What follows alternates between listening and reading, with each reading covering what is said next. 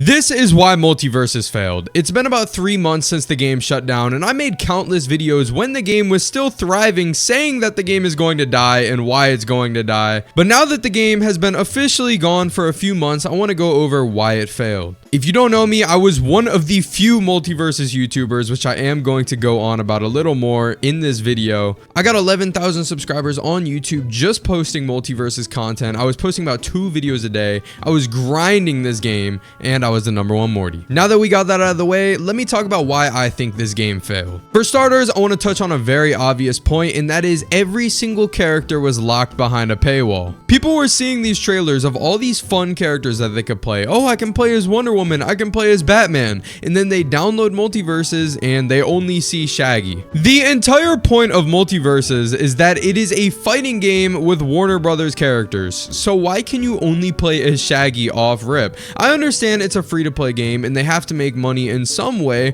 but just stick to cosmetics. Don't lock characters behind a paywall. How do you think someone feels when they download the game, they can play as one character, and they're getting beat up by characters that are way better than Shaggy that they have to buy to play themselves? When I was younger, I used to play Smash Bros, and they have DLC characters in that game that are top tiers that cost money. They're like $6 or $7, $6, $7. They're a lot cheaper than the DLC characters in MultiVersus. But still, the fact that those characters are so strong and yet they're locked behind a paywall is pretty ridiculous. But that game can get away with it because 1, they're Smash Bros, and 2, they have 60 other characters you can use. Even if those characters are broken, I'm sure you can find a character that you like within the 60 that are already available for free. The obvious response to what I'm saying right now is, wait, but you can earn the characters in MultiVersus. You don't even have to buy them. Would you guys believe me if I said I was playing this game every single day? I was posting 2 videos every single day. I put over 600 hours into MultiVersus, and still I did not unlock every character. I think, as a matter of fact, I still had like 4 or 5 characters that was yet to be unlocked. So the first reason MultiVersus shut down was greed, but the second reason is content. I said earlier in this video I was going to talk more about the fact that I was one of very few YouTubers for this game, and there is a very good reason for that. I've read every single patch note released for this game, and I can tell you right now, the large majority of the patch note releases were filled with stuff that people don't care about. Specifically, they were filled with very small changes to characters, balancing changes, trying to make the game fair for everyone. Very minuscule changes that were going to make this character go from an A tier to a C tier, or this character go from a D tier to a C tier. The problem with this is, 1, content creators like myself can't make videos on this. If a new character drops, it's like, Powerpuff Girls are now in MultiVersus. Like, that's a big deal. You can talk about the new characters. You can talk about the new stage that comes with those characters. But what am I supposed to make a video on if Superman got his laser beams nerfed by 3 damage? Now, there is a whole different thing to be talked about here, and that is whether or not MultiVersus should have focused their dev team on balancing, because no one cared about it. I mean, let's be real. The large majority of MultiVersus players are casuals. Why are they focused on nerfing Superman slightly if he's a top tier instead of adding a new character? The game didn't even launch with ranked mode. I promise you, 90% of players don't care if something is broken. Look at Fortnite right now, and I know there's a lot of people who don't play Fortnite, so I'll kind of try to be, inclusive here. Fortnite has a weapon in the game that is basically a nuke. It's super broken, it's stupid, it's game breaking. They nerfed it, people got mad. People want fun, broken things in the game. So by MultiVersus always trying to keep everything balanced, not only does no one care because the game has no huge competitive base, but if anything, they're hurting the game. I'm very confident that everything I said so far very much contributed significantly to the downfall of MultiVersus, but the next 3 points I'm going to make are by far the most important in this video and the true reasons why MultiVersus failed. 1 and 2 kind of tie in with each other here. The first is MultiVersus listened way too much to their community. And what I mean by that is these hardcore MultiVersus fans would tell MultiVersus how they could make their game better, and MultiVersus would listen to those guys. When unfortunately, even though that is the right thing to do, theoretically and emotionally, it's not really correct. You kind of just have to disregard those people and ignore them because they're going to play the game anyway.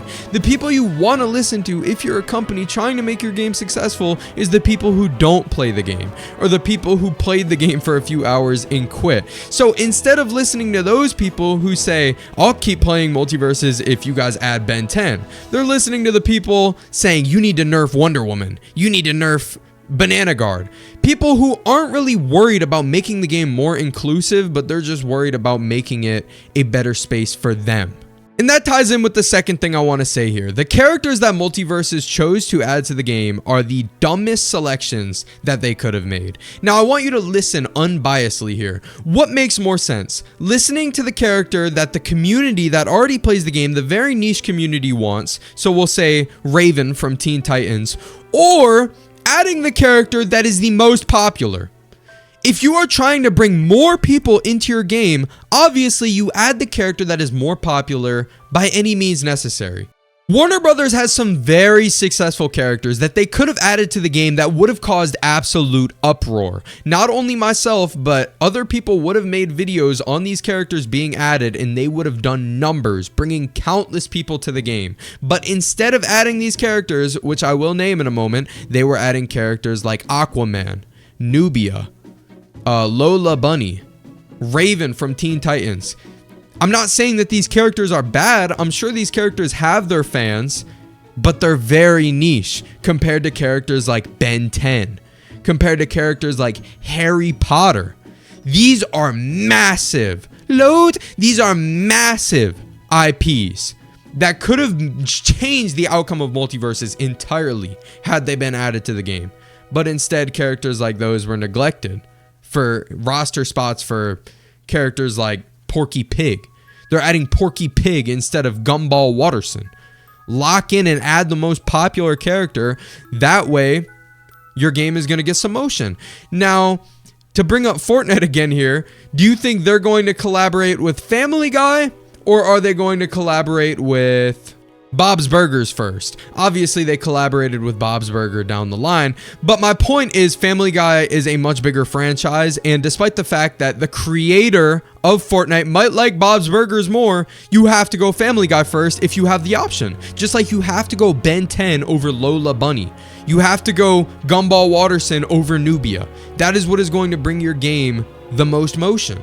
I truly believe that the characters they chose to add to MultiVersus is probably the biggest thing that made the game fail. Had they added characters like Ben 10, videos would have went viral, the game would have constantly stayed fresh, especially if they made those characters broken and didn't nerf them to the ground constantly. If those characters were added and made broken, people were going to be coming back to the game. But the last thing I wanted to talk about, and maybe this is just bias, maybe not everyone feels this way, it's just me because I was making videos on the game every single day. But I felt like we needed some more maps, specifically because the maps were really just PNGs. Like it was just a PNG in the background with a platform. I got tired of looking at the same maps every single day. There was only like 5 or 6 maps in the game. I felt like they could have easily added more maps to make the game feel fresh. Once again, look at Smash Bros. There's like 40 maps. Look at Brawlhalla. I don't even play that game, but I can guarantee you there's like 30 maps in that game because it's a platform fighter. The maps are very important. Rivals of Aether probably has more maps than MultiVersus. They completely neglected the maps. They completely neglected constantly changing the lobby screen. And for those reasons, I feel like the game didn't feel as fresh as it could. I feel like if they constantly changed like little things like that, like maps, UI, things like that, the game would have constantly been feeling fresh, especially if they added some big name characters. That is why I think MultiVersus failed. Let me know what you guys think in the comments and how y'all been doing, man. It's been a while since I've talked MultiVersus. So if you remember me from back then, I hope you're doing well. I'm sorry I don't play. I mean, what am I going to play that you guys watch? I don't know. Subscribe if you want to. Leave a like on the video if you enjoyed. I'll see y'all later.